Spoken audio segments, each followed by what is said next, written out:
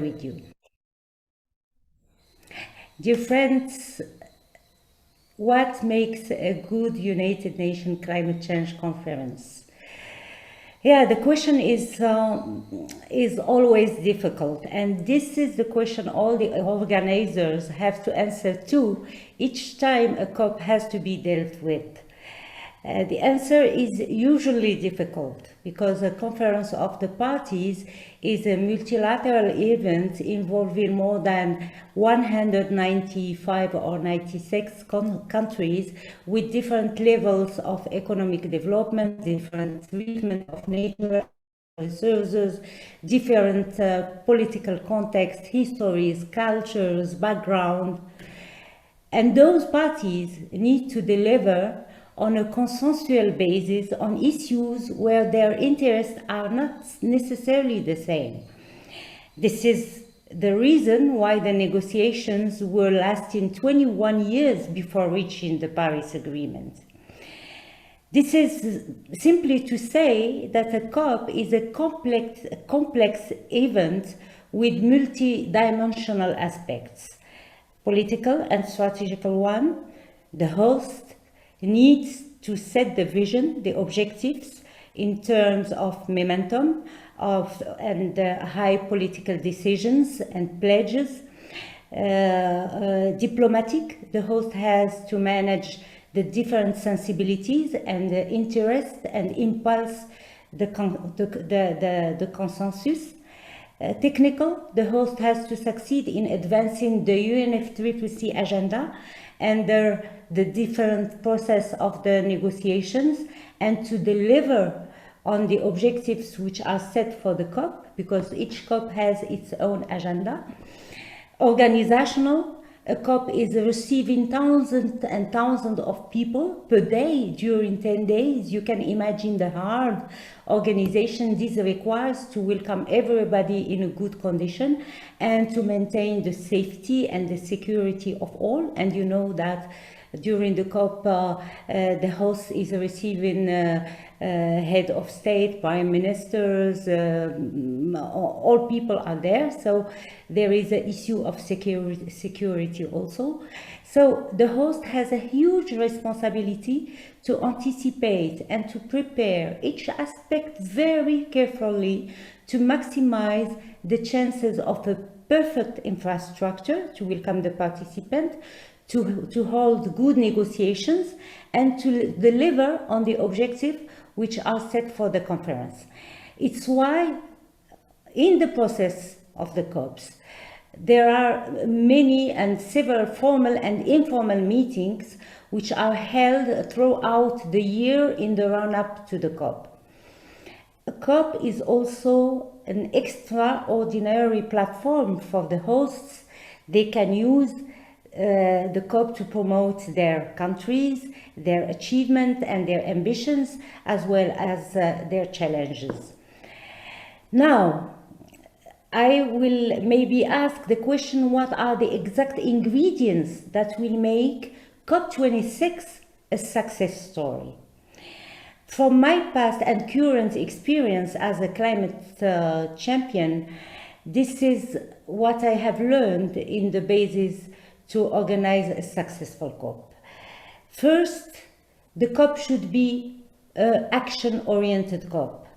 And Robert said it for urgency reasons, and I will come back to this point. Second, the COP should be an inclusive COP, which will involve every group of society and deliver solutions for everyone.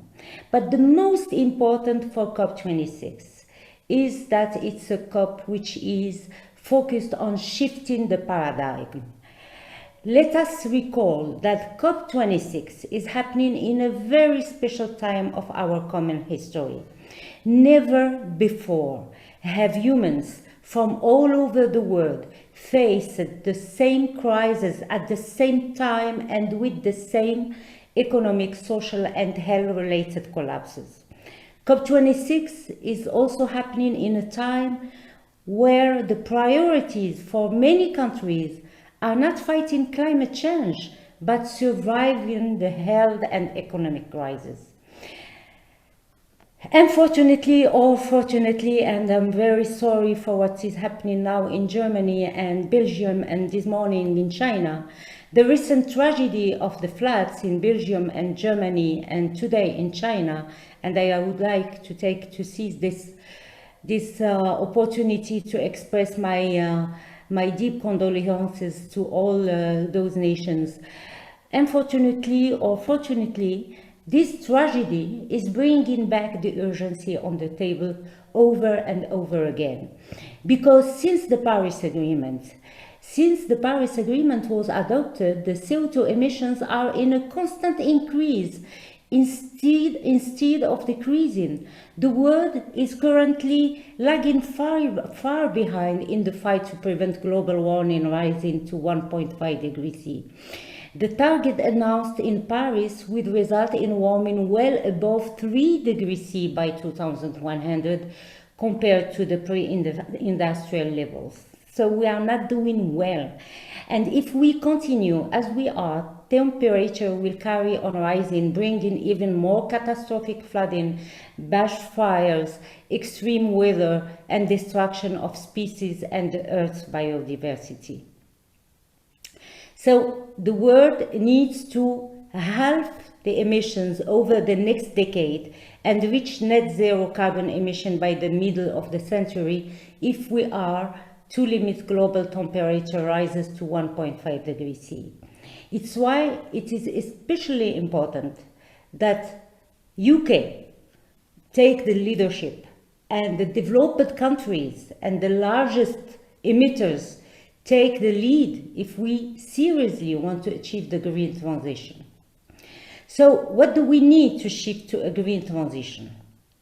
First, we need international political will. Government can do a lot just by sending a clear and credible signal of their commitment to transform the economy to green economy and the finance to green finance. This will be transformational and will impulse green investment and innovation, fueling trust among investors on their seriousness and intent in combating the climate crisis. Second, parties should commit to implement more coherent policies, especially related to coal and fossil fuel subsidies. Governments cannot call for green transition while still allowing the construction of coal industries and giving subsidies to fossil fuel sector.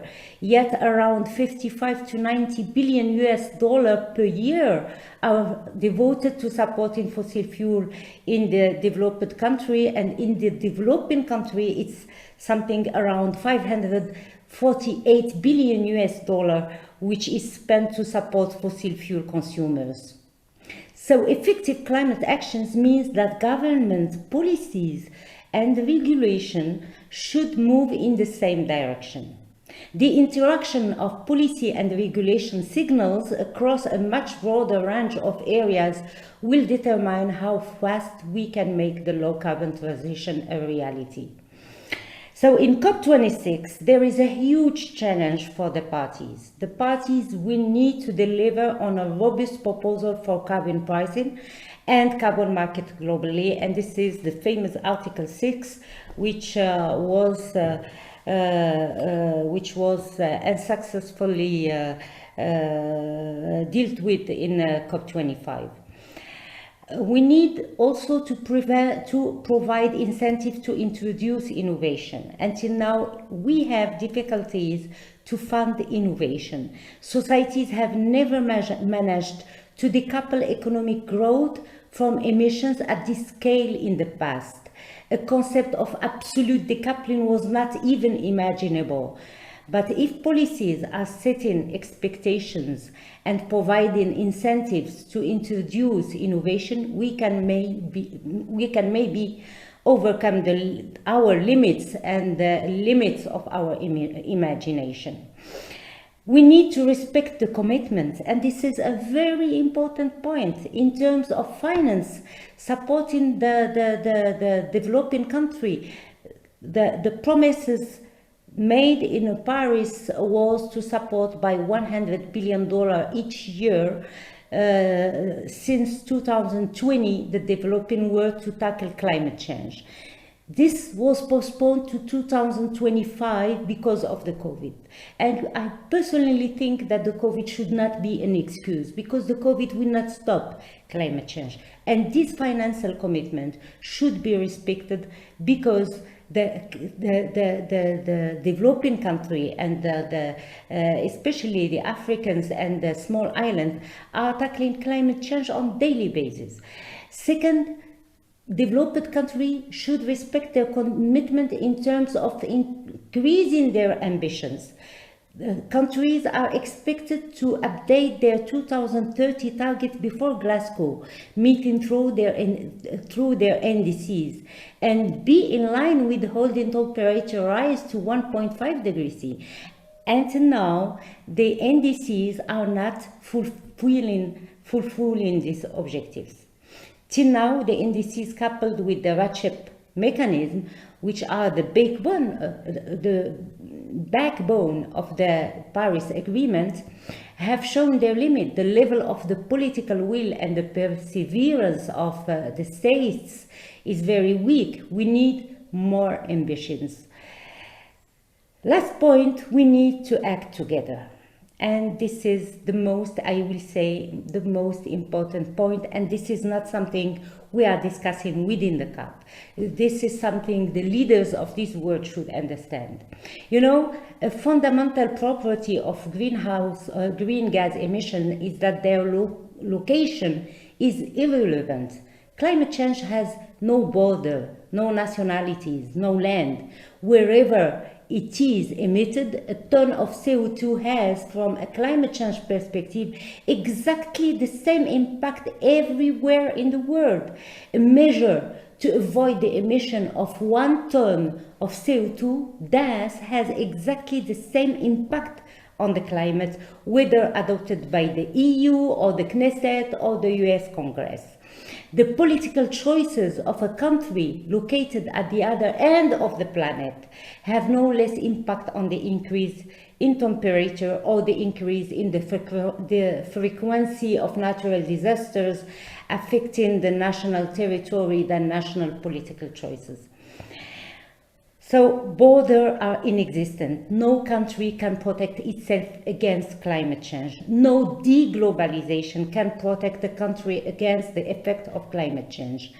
The indirect effects of climate change are threat to multipliers that will exacerbate stressors abroad, such as poverty, environmental degradation, political instability, and social tensions, conditions that can foster terrorist activities and other forms of violence, and maybe be at the root of waves and waves of migration. The IPCC is talking about 250 million migrants in 2050 if we don't act now.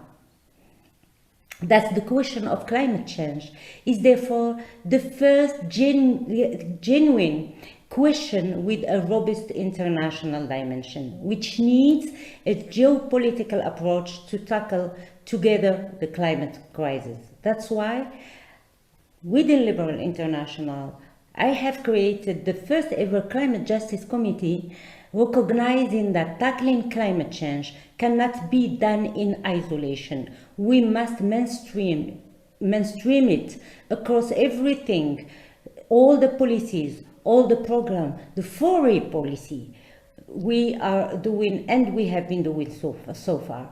This is our attempt to contribute to the puzzle, to build and to participate in building the green transition. I will end by saying that a good COP is not enough to save humanity. We need to change our mindset, our culture, our model of development to win the challenges of climate change. Thank you.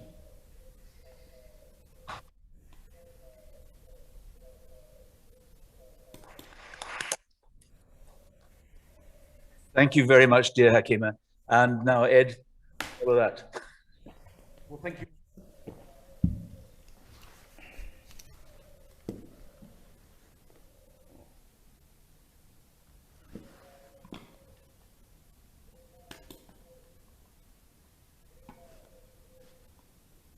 could link their climate science knowledge and expertise with being a politician as well. There aren't that many of them. So Hakima, thank you for what you've done in COPs, not just the one in Morocco, which was successful, but before and since. So how do you organize a successful COP? Well, the first thing you got to realize is how difficult COPs are. As Hakima said, you've got 195, 196 countries. You've got a huge amount of vested interests, and you're trying to bring them together with consensus. When we are essentially with the global transition, which is so crucial, we're trying to change 200 plus years of development history in the world in a relatively short period of maybe 30, 40 years. I mean, it's a massive task and it's extremely difficult. It's also very slow. I represented the UK at 3 COPs, at Warsaw, Doha, and Lima, and I think Hakima was at least 2 of those. I gate crashed Paris in 2015, which I can talk about some other time, possibly. But I felt at those, both the preparation for them and looking at what happened after them, how difficult it was, how slow it was. And to give you an indication from the front line, if you like, I remember the Lima COP. We were in this sort of aircraft hangar type room, huge numbers of people. And we were negotiating as the final stage of weeks of negotiation. We were negotiating for about 36 hours non-stop. And you literally didn't go back to your hotel room. You had the same shirt on, et cetera, et cetera. It was hot. People were deliberately playing long, so people had to cancel their flights home, and the negotiations went beyond the scheduled time. And it all ended. The key moment of this long negotiation was basically in a rugby scrum at the front of this aircraft hangar, where you had the Chinese negotiator, the US negotiator, the UNFCCC, and 1 or 2, I think the European negotiator was there. And then gradually, in concentric circles around this sort of type of UN scrum, you had the whole world. And the negotiation was around that Lima COP, these nationally determined contributions. At the time, they were called intended national determined contributions, and you get a sense from that word that was added then, intended, that there was a real compromise going on. We had gone to the COP, both as the UK and Europe, wanting to have legally binding targets adopted by each country. It became very clear that the Chinese, the Americans, others were not going to have legally binding constraints as we'd adopted within the European Union, because they regarded it as an infringement of their sovereignty. And so we were dancing around for days effectively about what the actual phrase would be. And it turned out at the end of this scrum to be intended nationally determined contributions. Now we call them NDCs. That just shows you how painful this process can be, because having decided what the words were in 2014, we then decided what they might be, that we'd actually have these things in Paris in 2015. And then we determined that people will have to come forward with them in 2020. And it's such a painful process. But nevertheless, it is absolutely critical. These COPs, I think, are on one level humanity at its worst, and another level humanity at its best. I actually think the Paris agreement in 2015 was the most significant international agreement in human history. Quite extraordinary that we got 195, 96 countries to agree to what they did in Paris, albeit imperfect. And it was critical for sending a signal that the world was taking this issue seriously. For once, it was the first major climate agreement, far beyond the Kyoto Protocol back in 1990. And although clearly there's huge amounts more to do, it was a landmark in this global fight against this challenge. And if I step back from Paris and I look to Glasgow and I try and think through what are the factors that determine whether a COP is going to be successful, I would point to 5, with a 6th coming as a secret 6th at the end of my talk.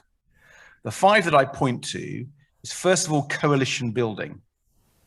The second is political leadership. The third is technology and whether there's been any breakthroughs in technology, and particularly economics of technology. The fourth is money, and the fifth is luck.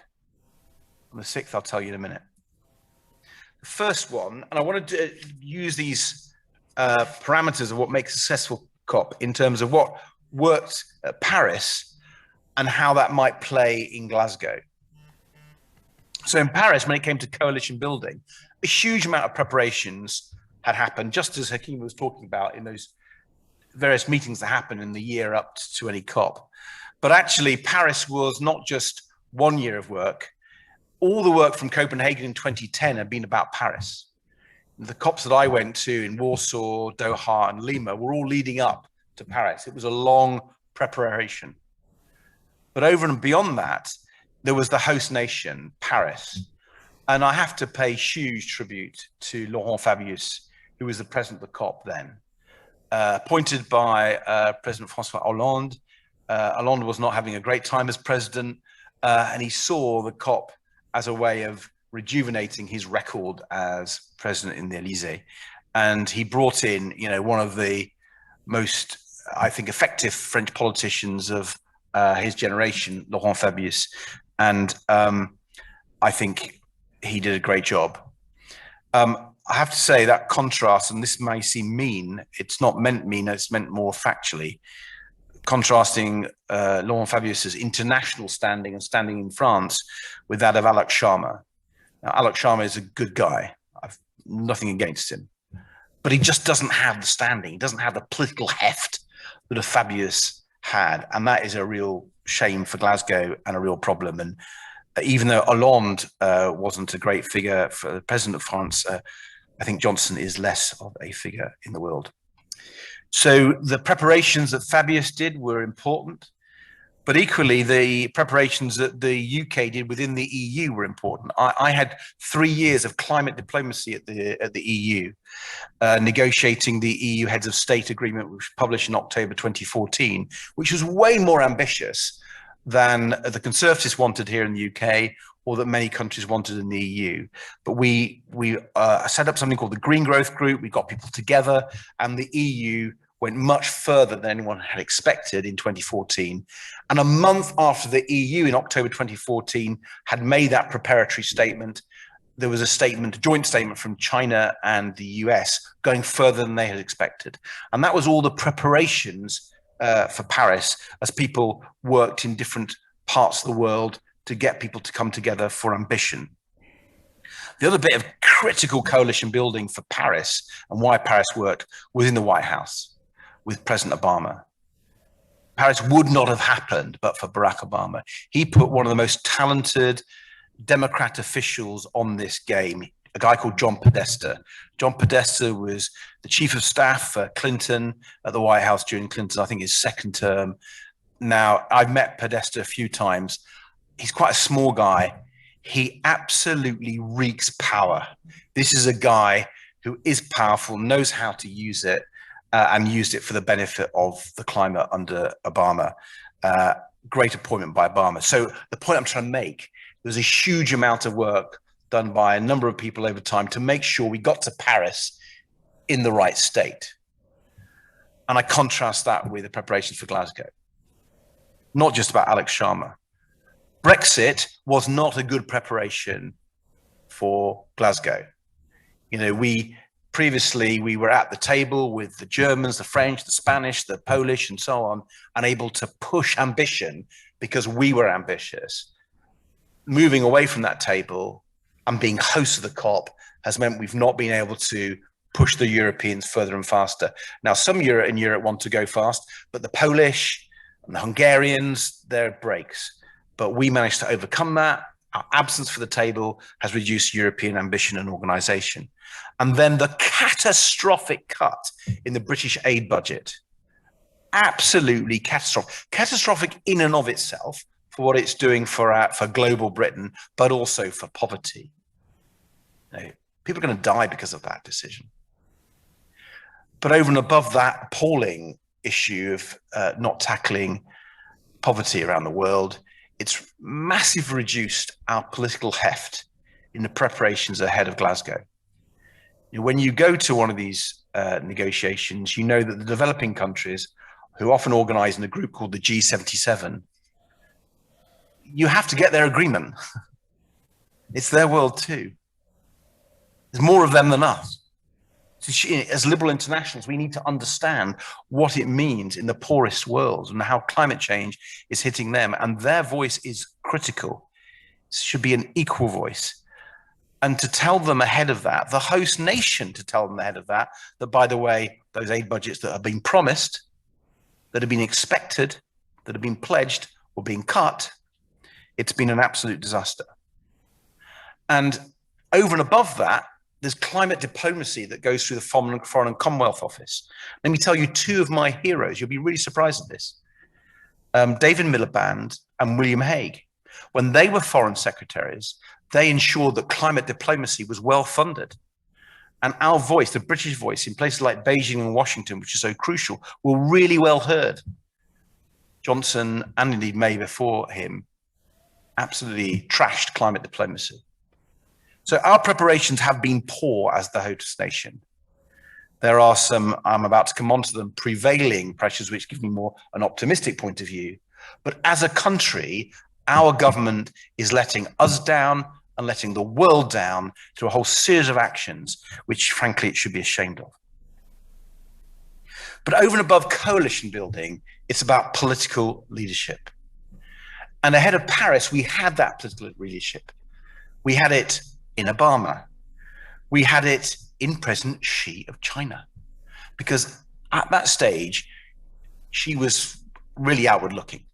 He was looking to make a place and a splash in the world in a slightly different way than he seems to want to do now. And that was really effective. And his main climate negotiator, Xi Jinping, had that political backing so he could go further. He played his cards very carefully, the Chinese always do, but he had that political backing from the top. And then there's Nahendra Modi. Nahendra Modi was relatively new at that stage as Prime Minister of India. He wrote an incredible book when he was the Chief Minister of the Gujarat, when he actually created a climate change ministry in the Gujarat. He wrote a book relating his desire to clean up the environment, do environment action to his spiritual principles. And he was incredibly outward looking. So whatever one thinks about Nahendra Modi, and maybe we shouldn't talk about too many of his policies tonight, but on this, he showed real leadership. And that was crucial to the success of Paris in 2015. Now, where's political leadership in the world today? Well, Trump has gone. That's a good thing, right? And Joe Biden has come in, and that's a good thing. No doubt about that. And Biden has put forward Kerry, and that's great. But the US-China relations are far worse than they were in 2015. The tension is real, whether it's Republican or Democrat, and the Chinese feel it. And it's one of the reasons, and we can talk as internationals about the Uyghurs in Hong Kong, of course we should and must. But in that crucial US-China relationship, we've seen some real aggressive positioning by both sides. And Beijing is responding as you might have expected. However, and this is some good news, I think the Chinese do see global action on climate change as in their interests. It's embedded in their 5-year plans. It has been now for 2 5-year plans. And therefore, maybe we can get over that US-China relationship. Modi, I think he's much more on the defensive than he was in 2015. I'm not really on top of where the Indians are ahead of Glasgow. But overall, the political landscape doesn't look as good as it was running up to Paris. I hope I'm wrong, but it doesn't, certainly from my perspective now, out of office, looking in, it doesn't feel as good. Third reason why Paris was more successful than we had expected was technology breakthrough. The price of solar in particular, but also the price of wind, was plummeting. Some energy ministers had particularly good policies. I'm not going to say what particular one, but most importantly, a sort of unanticipated or unplanned alliance between German subsidies for solar and Chinese manufacturing opportunity had driven down the price of solar, continues to drive down the price of solar. And in 2015, it began to look like this transition wasn't going to be so expensive after all. And people thought, hey, you know what? We may well be able to do that. Now, I don't think there's been quite such a big technological breakthrough ahead of Glasgow. However, the good news is that solar and wind costs have continued to fall. The costs of other key technologies, particularly batteries, they have continued to fall further and faster than anyone had expected, even in Paris. And there is a lot of money, private and public, going into technology. So again, I'm not sure if the negotiators feel it in the way they did in Paris, but nevertheless, I think there's a good technology economic story going into Glasgow. Fourth issue, coalition building, political leadership, technology breakthrough, money. You'll be surprised at that. Money is an issue. Hakima quite rightly talked about the £100 billion per annum that was pledged by 2020, which has been delayed. This is a critical part of the negotiations. The developing countries who haven't put the stuff up there, let's remember, and are feeling some of the horrible impacts of climate change already on their crops, on flooding, on their own biodiversity and so on. Not reasonably, they would like some support in their climate change mitigation and development, as well as the cost of adapting their lives and countries to climate change. And the $100 billion per annum from the developed countries was I think, a reasonable deal. The problem is it's not been implemented. So it worked in Paris. People said, oh, at least you're signing up to it. But as we come to Glasgow, people are still saying, where's the money? You've not delivered it. The multilateral development banks, the money never leaves out the door. And there may be some reasons for that. But I think the Glasgow debate will all be about whether that money can be delivered, is delivering, because understandably, people are skeptical. There is another element to the money debate, though, in Glasgow, which I'm more optimistic about, something that I've done quite a lot of thinking about, and that is private finance. How do we get capitalism to change its way so that private investment flows in dramatic amounts into climate change technology and the climate change action? And there's a guy called Mark Carney. You might have heard him. He's Canadian. He was the former head of the Bank of England. In the one good thing that Boris Johnson has done, he appointed Mark Carney to be the advisor on climate finance for the COP. And there is a really rich agenda there. And it may not be attractive to many other teams. We will see. They still want the public money, the $100 billion to be delivered. But I think there is a chance, linking to what Hakima said about the carbon market, that if there's good private finance initiatives, that could help make the COP successful. Final factor of what makes a successful COP, before I come to my reveal at the end of what really makes it, is luck. I don't know if you've been involved in negotiations. I think good negotiations always have a bit of luck. And in Paris, I think the luck was the world had recovered from the financial crash of 2007-8. People were more confident. In Copenhagen in 2010, they didn't have any confidence at all. They were feeling the pain of the financial crash. But 2015 was just at that moment, that sort of Goldilocks moment of the global economy, that made people more confident.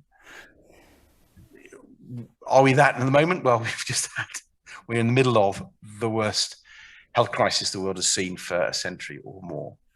I worry that means some governments will be saying we've got to grow at all costs. We can't afford any of these climate change transition policies.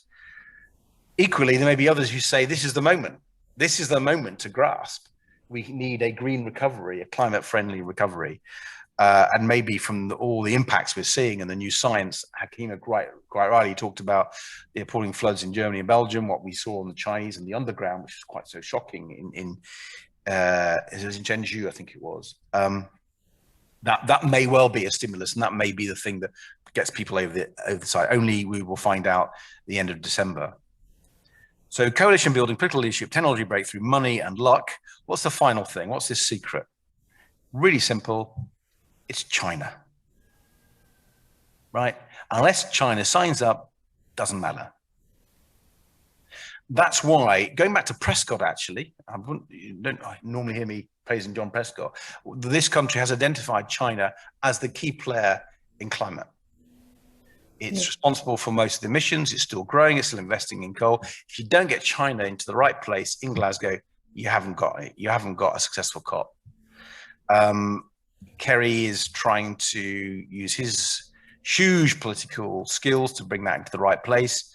Let's hope he's right. He's successful. My worry is that Johnson and Dominic Raab are in exactly the wrong place to do that negotiation with the Chinese.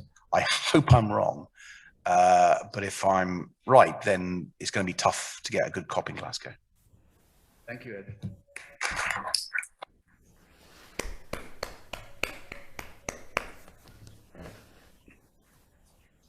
You've heard two powerful presentations from people who really know what they're talking about, and which I think we're a bit worried whether the government does know what it's talking about in that area. And let's take some questions. We've had some sent to us in advance. One is more of a philosophical question from Alessandra Rossetti, who's a Liberal Democrat councillor in Haringey. And it says that as liberals, we don't like to mandate or enforce targets and best practices, but with respect to the climate, we're in a now or never situation. How do we resolve the two? And Hakima, maybe you could give your views. We discussed it earlier this afternoon. Yeah, Alexandra is right, but as liberals, we are standing for some set of values, and those values are not are interdependent and not divisible. So you can't be in a position where you are representing a danger for the others and be backed by liberals. So we are in a situation of negotiating and acting and deciding for whom will survive and whom will die. So it's a question of urgency, it's a question of life. And as liberals, we have the responsibility to make aware our parties about the situation and to make aware about our parties to change their policies and to change to implement the global transformation the Paris Agreement is calling for. And I'm coming back to what I said before. We can do that unless we have international coherency, but we need to. It's not a question of being enforcing anything or targeting anything, but the question is a question of survival. I remember the head of state of Tuvalu, who used to say, and I'm sure David will remember this man, the chief of state of Tuvalu, who used to say, you save Tuvalu, you save the world. If we save the most vulnerable, we will save the world. So together we need to do that. And I explained how it's important that we do it together. So liberals and no liberals, this is a question of life. Thank you, Hakima. Do you want to comment, Ed? Yeah, no, I totally agree with what Hakima said. I think our values for the future generations of the world demand action. And I want to just take a little bit, if I may, a little bit of disagreement with the questioner, Alessandra, because the implicit in what she said is that liberals don't ever believe in regulations. I'm maybe putting words into your mouth, Alessandra, so I apologize if I am. But I think we do. I have no problem with the regulations. I think you have to be a right-wing neoclassical liberal, sort of laissez-faire, devil take the hindmost Tory to believe that regulations are always wrong. And I know this from my time in government. I was trying to get through, and we did eventually get through, minimum energy efficiency regulations to require landlords to make their houses energy efficient, and if they didn't meet this certain standard, they wouldn't be allowed to let them out. And the idea was it would tackle fuel poverty, it would reduce carbon emissions because the homes would be better insulated, and it would create jobs. So it was a real win-win. It was very positive. However, it was a regulation. And my main oppo in the coalition was a guy called, for his name now, Eric Pickles. And Eric Pickles didn't like regulations. And he said to me, Ed, me old chum, because he was from Yorkshire, he said, Ed, me old chum, regulations are communist. Regulations are communist. And he was trying to stop me, put this regulation forward. And I said, Eric, thou shalt not kill is a regulation. And it came in before Karl Marx. And my point was that regulations that are appropriate, that have good values behind them, just as Hakima said, those regulations are the ones we need. And if there are regulations to shape the market, shape society, so that it's preventing this catastrophe facing our world, then I'm well up for regulations.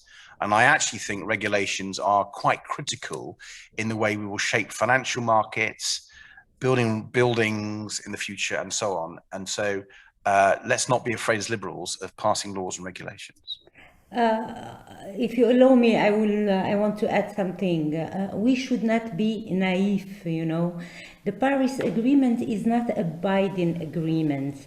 And there are so many lobby and so many interests all over the world. People, the countries producing fossil fuel and oil will not be interested at all by the carbon pricing or anything, any decision under the COP process.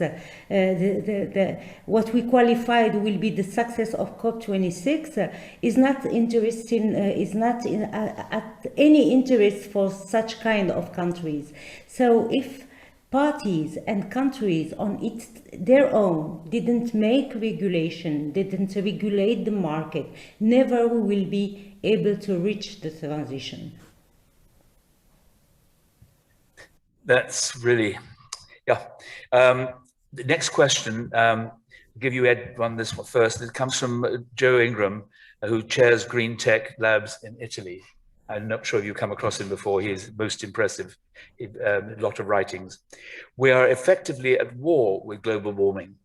How can we help?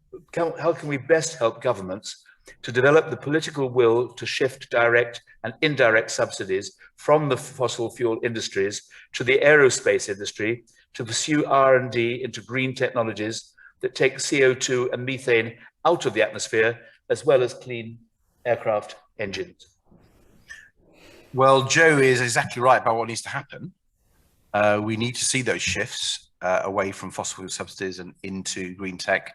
And he particularly singles out carbon capture technologies and green flight. They are two of my favorite technologies. And I think we absolutely need to support them. When Liberal Democrats were in government in the UK, we were developing carbon capture storage products as well projects, as well as carbon capture usage and storage projects to take out these greenhouse gases. In some areas we were early stages, in others we were more advanced. So we had the world's only gas powered CCS project. When we left government, George Osborne cancelled those projects. And so from world leaders, we're now to world followers, and critical projects in technologies that can save the world, the Tories cancelled. Just sorry, I haven't finished, but I want to get over to this UK audience. Don't ever allow the Tories to say they've acted on climate change. They have been barriers every step of the way. They should hang their heads in shame on that. The other issue is clean aircraft. I think we should be the champions of clean aircraft. You know, Britain has an amazing aerospace industry. It's under the cosh at the moment. This is a case for really subsidizing it and helping it to make the transition. So the Rolls-Royces of this world build the best zero carbon engines for aircraft in the world. And that would create jobs. It would also mean we can say to people, we have nothing against people flying around the world. I have nothing against people flying the world. I have something against people polluting the world. And if you can fly around the world and not pollute it, then let's do it. Hakima? I think that we need first to be a little bit strategic, or to have the vision. First, we need to have a two levels approach, a bottom-up approach. And here, if we want to succeed, we need to foster the change beyond 7 billion of people. And the question is the question of choice of consumption. And we can change the mindset of people in their choices, daily choices, in choosing the technology which is clean technology, green technology, etc. And we can also, under the process of the COP, switch from this global approach, which is the national determinant indice and the aggregation of the indices, to a local determinant contribution, which will foster the change within the territory, on the land, with the question of proximity. In territory, you have a reservoir of research and development, you have universities, you have business, you have people who can act on a daily basis and change the way of consumption, the way of productions, etc. The second level is more a top-down approach. And I said that we have to lay the foundation for a geopolitical approach to the climate crisis. I agree with Lord Dave. It's good to have to promote innovation, but we should not forget that the budget for research and development all over the world is very low. If you take the budget of research and development in Europe or even in United States, it's by far lower than the one in China.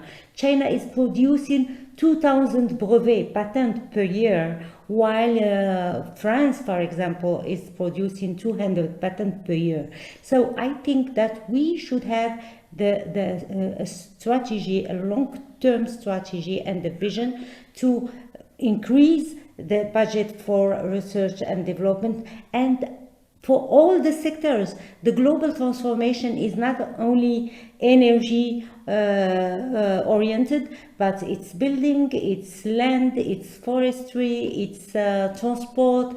And by the way, UK is working now on the Marrakesh Partnership, which is a platform gathering all together the non-state actors, the business, the bankers, and the state to set the rules and the foundation for policies which will support the business and the private sector and the inventors to implement their innovation. So we need that the climate issue must be open to be disseminated to all bodies of multilateralism, reinvesting all bodies of multilateralism, linking their normative power, uniting affinity countries around an ambitious program of innovation. And I think that I myself was dealing with an initiative of 1,000 with Picard, the inventor of the solar plan. We launched together an initiative of 1,000 innovation during COP22. The problem is all those innovations are facing a problem of funding because banks until now are not trusting in new in new technology. So if you want to have the fund, you should prove that your technology is working and is reliable and is scalable, etc., etc.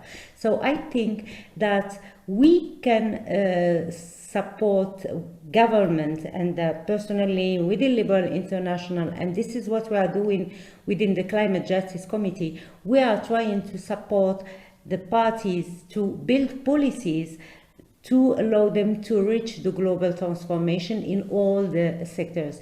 Dave was speaking about the cost of the energy, renewable energy, and Dave, you are right. And we used to say during COP22 in Morocco that this is climate change and not climate change, because climate change has brought to my country the opportunity to build the biggest solar power installation in the world, to create millions of jobs, etc., etc. And indeed, it's the same in the United States, for example. They have created millions of jobs in renewable. But the problem, if we don't have this international coherency concerning the subsidies of fossil fuel, you are creating a business in an environment which is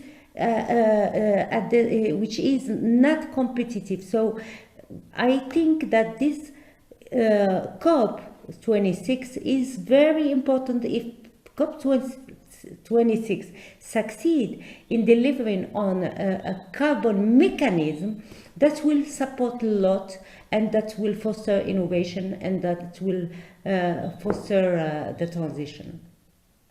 You're nodding. Do you want to say? Ed, you're nodding. Do you want to say something? No, That's fine. Great.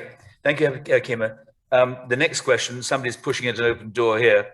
How important is it to include biodiversity and social equality in measures to combat climate change? Would you like to go first, Ed? You both mentioned biodiversity.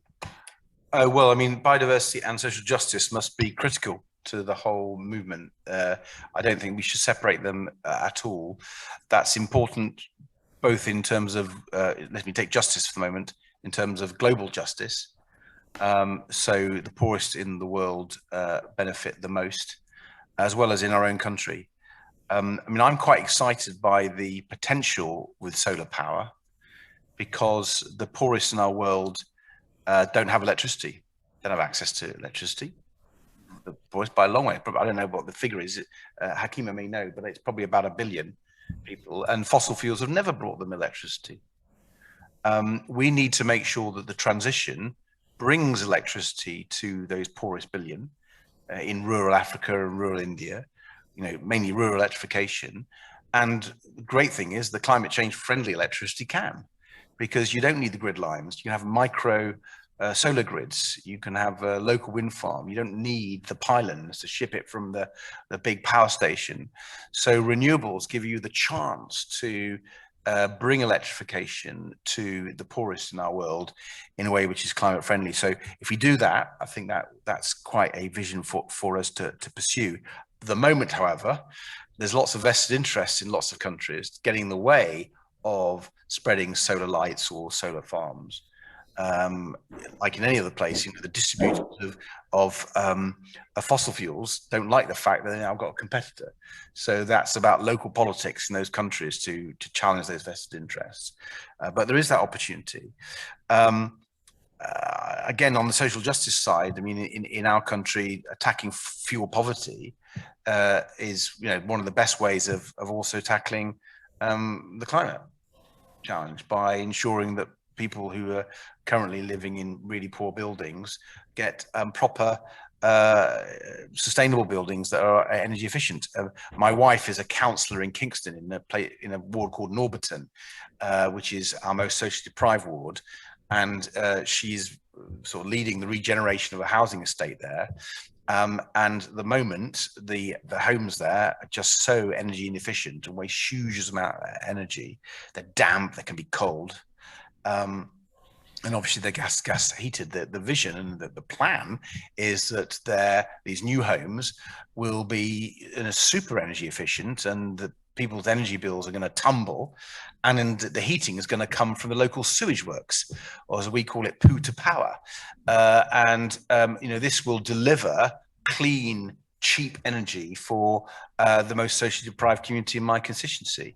So, you can make this transition with social justice. I could say something more on biodiversity, but I think I should pass it to Hakima. But the answer to Peter's question on should biodiversity be part of climate change is the answer is yes. Hakima. Yeah, thank you. But I will come back to the point of social justice, because this is very close to my heart. I have created the Climate Justice Committee for this reason, and I was speaking about the respect of the commitment for the same reason. If I'm speaking about respecting the commitment financially by the parties and increasing the ambitions, it's for social justice. That this is what I said, a ton of carbon which is emitted in UK is threatening the life of someone who is living in South Africa or in Nigeria. So I'm coming from this continent, which is very rich in fact, but where live people who are very poor. And as you said, Dave, you're right. We are speaking about more than 300 million people who have no access to drinking water. We are speaking about 700 million people or 600 million people who have no access to electricity, no access to energy. So you can imagine that you can't have access to healthcare, you can't have, we are in fact speaking in Africa about 75% of building and infrastructure which is not existing yet. And why I'm saying that? Because I want to give you my vision for how I see the carbon neutrality to be reached. In fact, Africa will count more than 2 billion people in 2050, and it will be the most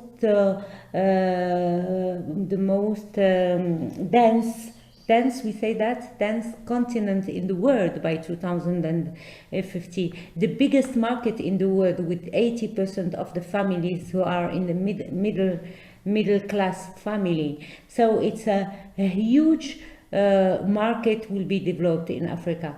A huge opportunity to build low carbon technologies and to implement the low carbon transformation in Africa. Africa is also a reservoir of renewable energy. And if we want to reach the neutrality, we should invest in renewable in Africa. It's I don't believe that one day we will phase out fossil fuel. We will have the transition, and we will have to cohabitate for many years again with fossil fuel. But if we want to decrease the footprint and the impact of the developed and industrial countries all over the world on the balance of the CO2 emission, we should invest in renewable, and we should develop take benefit of the delay of the countries who have no access to drinking water, no sanitation, no building, no infrastructure, no roads, and invest in low carbon infrastructure and technology. Of course, I completely agree with you. Invest in renewable energy, because energy, it's not only electricity, it's security, it's light. And light is security. And I used to say always, we cannot fight darkness in dark. So we need, if we want to fight against insecurity, we should light Africa. And this is why this Climate Justice Committee will deliver international. Second point, biodiversity. Of course, I was always, you know, I'm biologist. My first degree was in biology, and I'm always astonished to see how much people are surprised to see that we have new diseases, that we have that biodiversity is at the risk to disappear. We are living in a period of our history where 80% of biodiversity is as the risk to disappear. And we know that ecosystem is made, it is made up of a living environment defined by physical characteristic, living being, and all the interactions that exist between them. So if you threaten the life of one species of the university, you are threatening all the equilibrium of all the ecosystem. So we should not be surprised to have new diseases. I always say that COVID-19 will not be the latest pandemic if we don't pay attention to biodiversity. Because climate change is at the origin of waves of hate, floods, and the rise of seawater, etc., all disasters which are killing species. And if you kill the species, the chain is disrupted, and if it's disrupted, the whole ecosystem is disrupted. In our, you know, in Arabic, we have a saying, and it's very interesting. I'm wondering if you will, it will be understandable in English. In our culture, we say, "Don't kill all the cats, otherwise you will disseminate the plague." So each species has a specific role and has a major role to play in the ecosystem. So yes, definitely the climate is threatening the biodiversity, and we should pay as much attention to biodiversity that we are paying attention to climate change fight. Thank you, Hakima.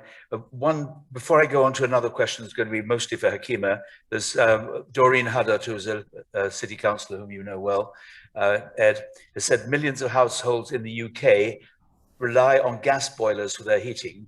How do we decarbonize our household and business heating? This is a really tough one, but the government have got to grasp it. The real challenge in the UK is that we have a very efficient gas heating system. And although we know it's no longer using as much North Sea gas, it's nevertheless manages to deliver relatively cheap heat to lots of people. And there are sort of two major ways to respond to this. Either we say, well, that was yesteryear and we're going to deliver our heat through electricity means, which is heat pumps, ground source heat pumps, air source heat pumps, water source heat pumps, radiation, and various other methods of using electricity to create heat. Or we're going to find a replacement gas to repurpose the gas mains and our gas boilers and our gas cookers, but a gas which isn't methane, which isn't climate damaging, with the main one currently being proposed, which is hydrogen. There are some other green gases, but in terms of the volumes that we would need, if we're going to do it in real volumes, most people think it would be hydrogen. The reality is, I don't think public policy makers have decided which of those is the real option. There are real disadvantages of doing the electric route. First of all, you'll have to have a lot of power stations, renewable power stations, and possibly some gas ones that are only used once or twice a year in those really cold winter months. And so there's a huge investment for not very much. So there's a real economic issue there, particularly that you're basically kissing goodbye to all the money that's been invested in the gas network. On the other side, can we produce hydrogen or a similar gas that's not climate destroying in the volumes at a reasonable cost? And most people who's looked at hydrogen reckons we might be able to do it in 10 years' time, but it's still a might. The government has been very slow on what you really need to sort of answer these questions, which is big pilot projects and big research and development. And that's where we need to go to be able to answer that question. So one way, Doreen, I'm sort of dodging your question because we don't actually know the answer fully. However, let me try not to dodge it completely. The reality is a lot of the work can be done through energy efficiency and better insulation, a lot of the work. So you don't need to heat the homes so much because they're so well insulated. That will get us a long way and is a lot cheaper, and the technologies are here and now, and we just need to push them out. And there are other technologies, ones that I wasn't very happy with the heat policies that I inherited as Secretary of State, and I developed a lot of work on heat networks, which can use things like sewage works, for example, to provide the renewable heat, which then gets distributed across a wider area. So this is an area where the government just needs to do a lot more work. It wasn't the area that we focused on most because electrification was the most important, because green electricity means you can use green electricity, and you can also use that for heating and for cars if you've got your green electricity sorted out. So it's an enabling technology. And heating is much more of a Northern Hemisphere problem as well. Doreen, that's a very long and probably rather incoherent answer to your question, but it's the government needs to get a bloody move on. Hakima has to leave us now, but just before she does, she wants to say a few words. And I have to give her a quick question, Hakima. Should we continue funding natural gas development in Africa? And if we don't, are we restricting African countries to much higher cost energy options, which either don't provide energy reliably or on a life cycle basis aren't so much better? Oof, very difficult question, because as I told you, Africa is a very good reservoir for renewable, and it's a pity to invest on gas or to invest on coal or fossil fuel in Africa while you can invest on renewable. The problem with the problem I see for all the innovations, not only for energy, is that as far as we don't have this international coherency in the policies, it will be difficult that a country which found the gas or found the fossil fuel will forget about his production, and they are under the negotiation, those parties are asking for the right to develop because they don't have the historical responsibility of the pollution. So, and the same argument is brought by China. China is polluting now, and she is revendicating the right for development until 2030. They want to increase their emissions because they say that they were not responsible historically for the CO2 emissions. So the question is difficult, and I think that I saw what have been done in the EU, the Green Deal. That personally, I think that it's a wonderful vision and strategy. I also saw the objectives set by the UK, and they seems not to be so bad, even if I agree with Lord David that in terms of energy the decrease of the CO2 emission, we can do a lot with the energy efficiency.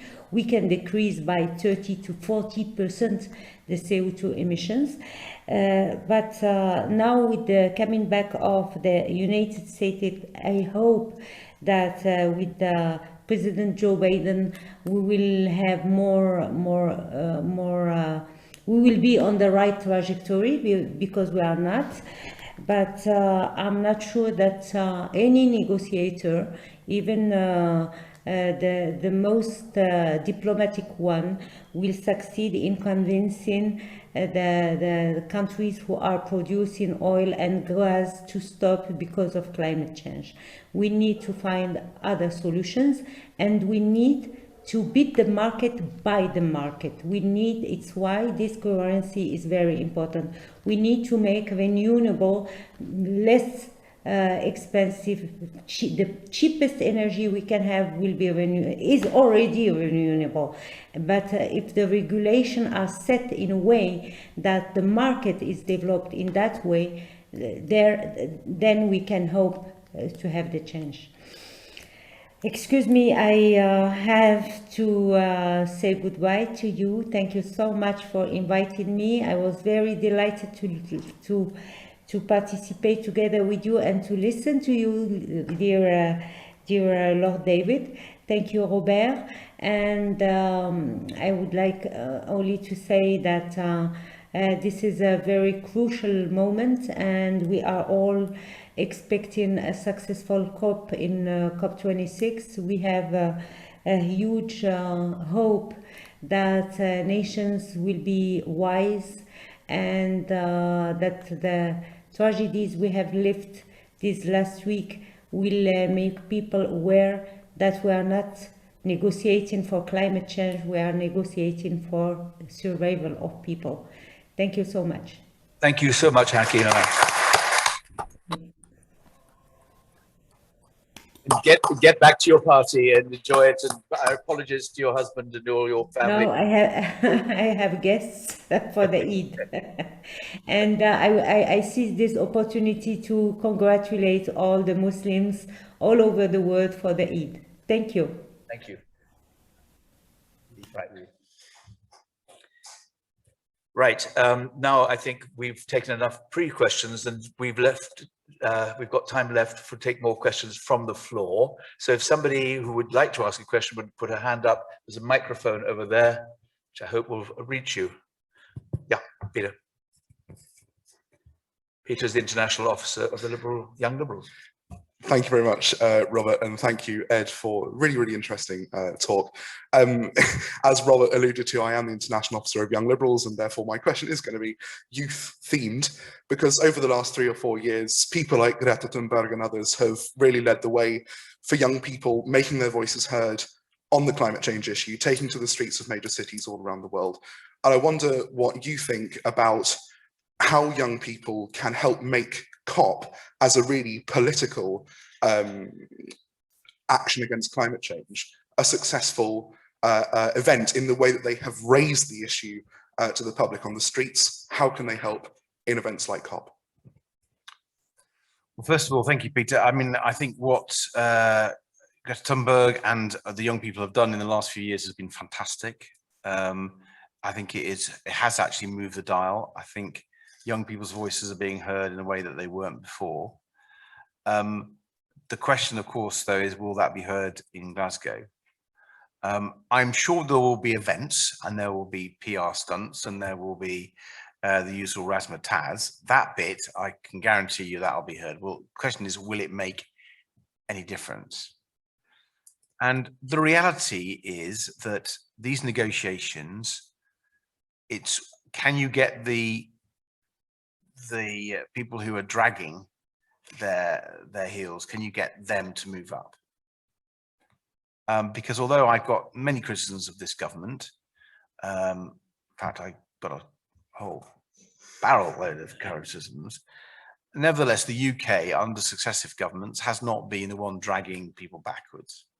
And they have tended to be the oil producing nations, shock, horror. So, you've seen Russia, you've seen Venezuela, you've seen Brazil, you've seen the Saudis. They've always been the ones sort of working the rooms, working the conference centers to try to persuade people not to sign up and not to be so ambitious. And so my advice to anyone, young people or anyone else, is there any way one can get behind the political strategies that are needed to put pressure on the countries that are the laggards, the countries that are the obstacles. Now, what we tend to do is go around those and ignore them if we have to, because if they'd had their way, we wouldn't have got where we are today. But I think it's always important to direct the energy and enthusiasm of the young, not necessarily onto those governments that will sign up, right? They'll sign up, but those governments and those countries that won't, and to make, as a Liberal International, contact with young people in those countries where they could put pressure on their governments. Now, sometimes, of course, they don't have the freedom and democracy that we do in those particular countries, but where they do and where they have that and where they're able to exercise power, helping those young people get their voice heard, I think is probably the most potent way of doing it. Another question back. Irina, I can see over there.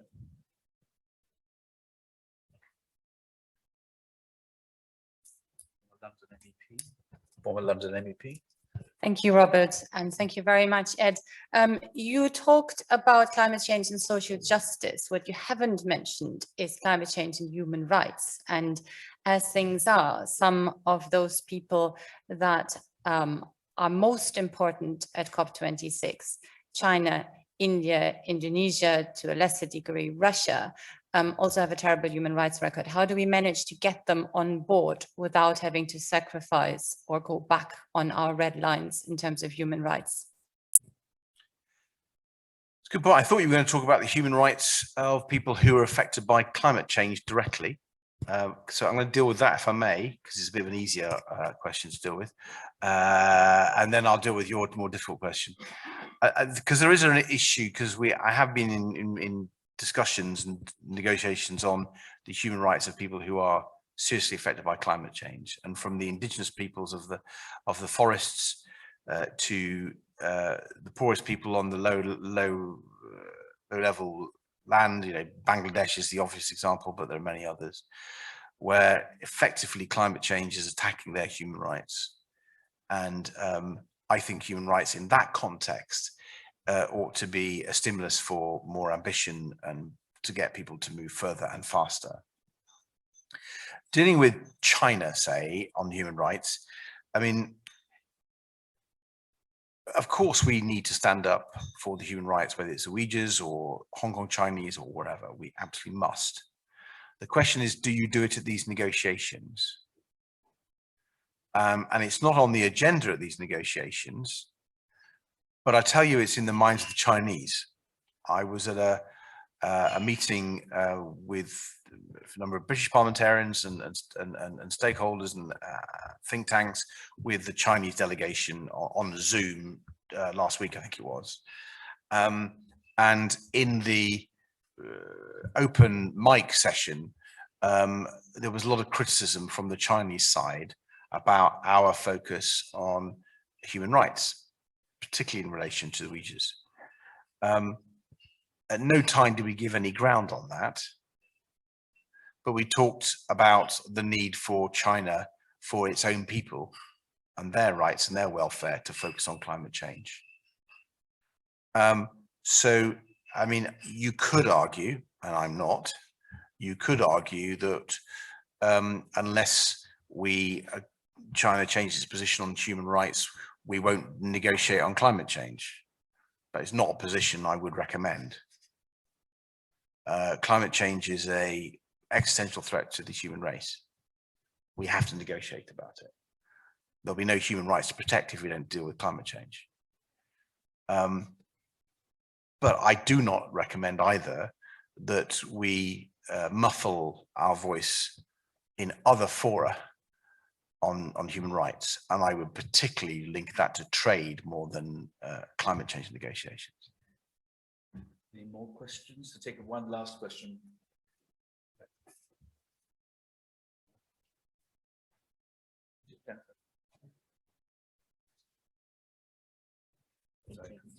Good evening, and thank you very much. My name is Jennifer Schomburg. I'm a member of the National Liberal Club.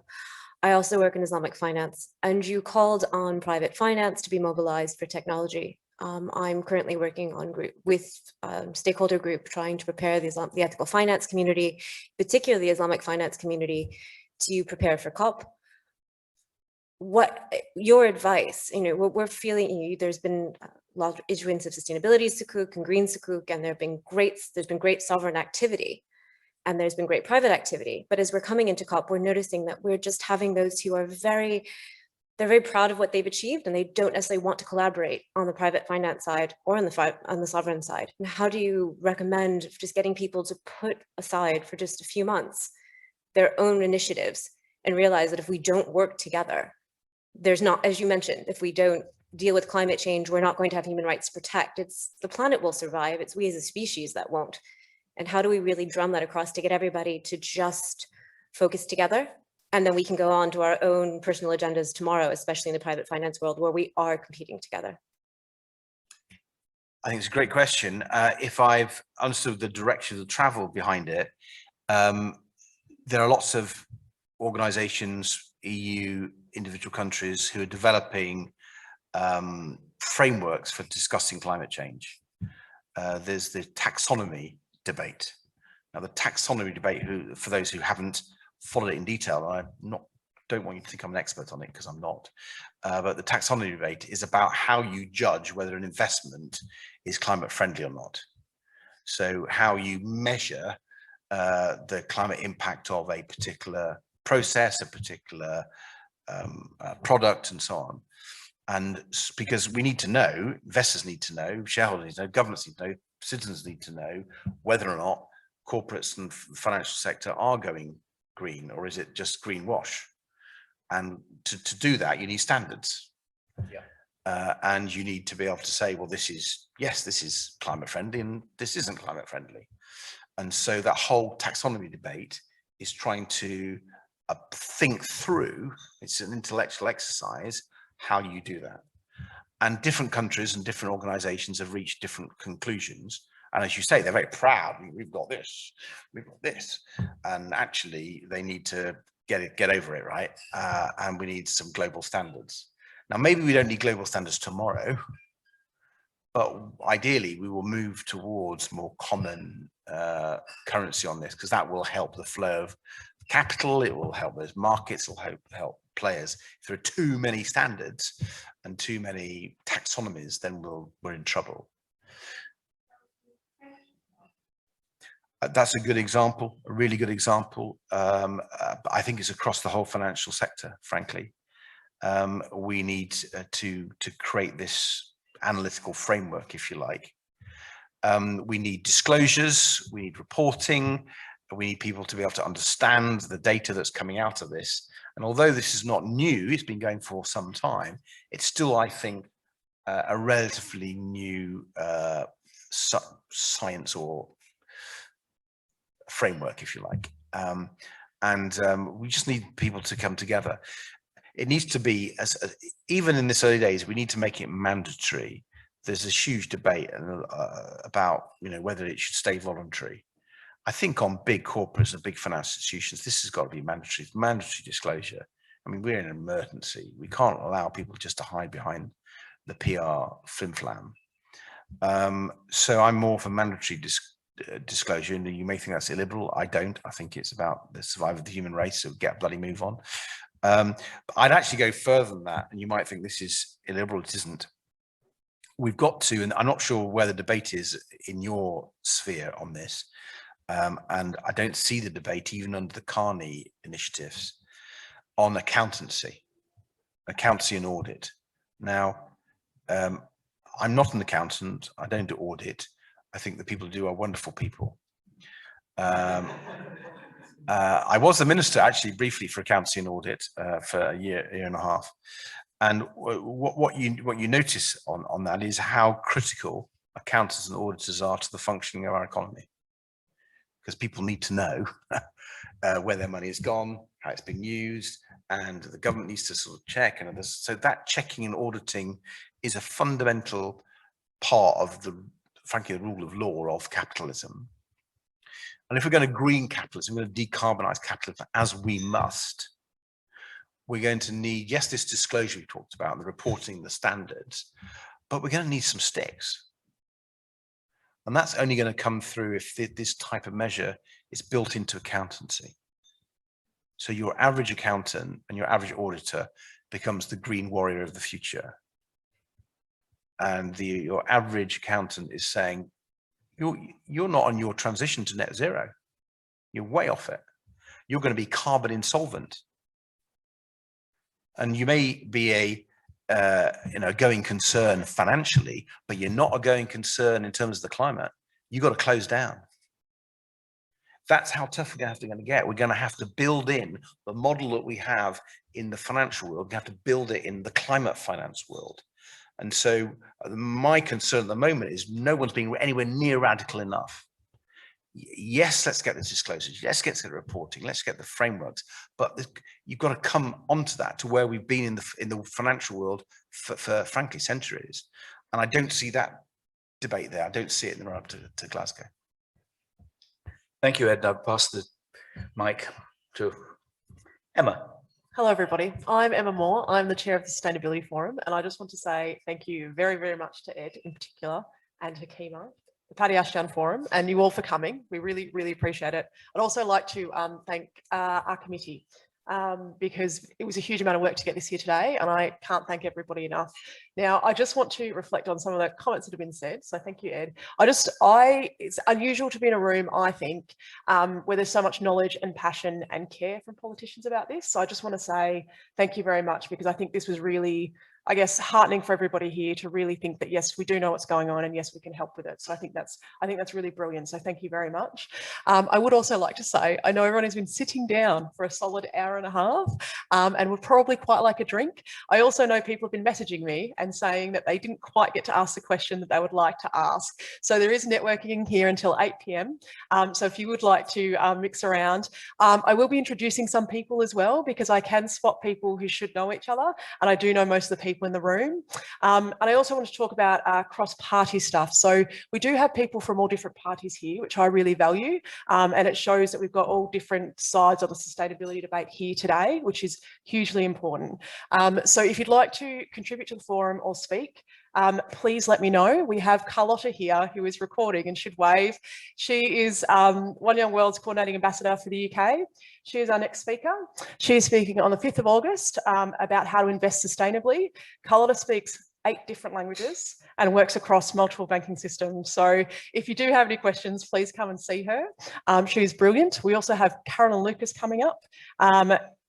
Talking about climate. We're also working with the Defence Forum. So we've got Noel at the back, who's the chair, talking about how security and climate very much go hand in hand. So without further ado, I'll let you have some drinks. And Lord Chiju's also snuck in, who did the welcome at the start. So if everyone wants to socialise, that'd be terrific. And I just want to say thank you again so much, everybody. And if we could grab a photo, that would be fabulous.